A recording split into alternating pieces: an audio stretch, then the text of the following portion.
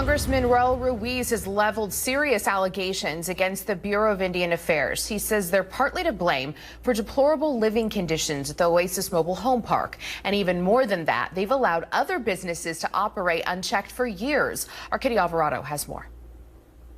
For over a decade, people living in the Oasis mobile home park in Thermal have been living in conditions that are unsafe. Drinking water so contaminated with arsenic, the Environmental Protection Agency issued 2 emergency orders for the owners to comply with federal drinking water standards. The responsible agency to ensure that there are no unlawful businesses is the BIA. Now, Congressman Raul Ruiz says he uncovered local officials with the Bureau of Indian Affairs placed residents at risk by allowing illegal businesses to operate. The problem is that this is now the second company or business that have been operating without a license that has endangered the lives and the health of the surrounding communities, or in this case, in the Oasis mobile home park, the residents that live there. He says on top of the toxic water, the community was exposed to more unsafe conditions from an unlicensed green recycling facility where a mulch fire burned for weeks,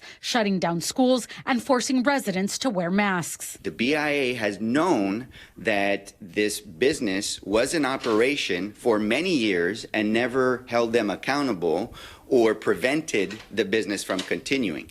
We experienced the mulch fires last year, and we also are now going through the Oasis mobile home park. The park is also being sued by residents for unsafe living conditions that include raw sewage, power shutoffs, and contaminated drinking water. We think we have really strong evidence based on the conditions in the park and what we've seen over the last few years. Recently, Assemblyman Eduardo Garcia was able to secure $30 million from the state budget to relocate Oasis residents. These $30 million will come at a great time to be able to relocate the rest of the families and ultimately build the necessary infrastructure out there to build additional housing. Ruiz wrote a directive in the next appropriations bill that would force the Bureau of Indian Affairs to disclose all businesses operating without business licenses or permits in order to increase compliance. To hold the local BIA offices accountable for their negligence that has led to not only the fumes from the mulch fire, but now the children drinking arsenic water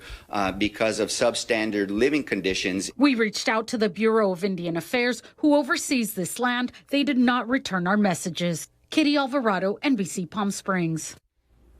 The House of Representatives is expected to vote on the bill in the coming weeks. Authorities seize $1 billion worth of illegal marijuana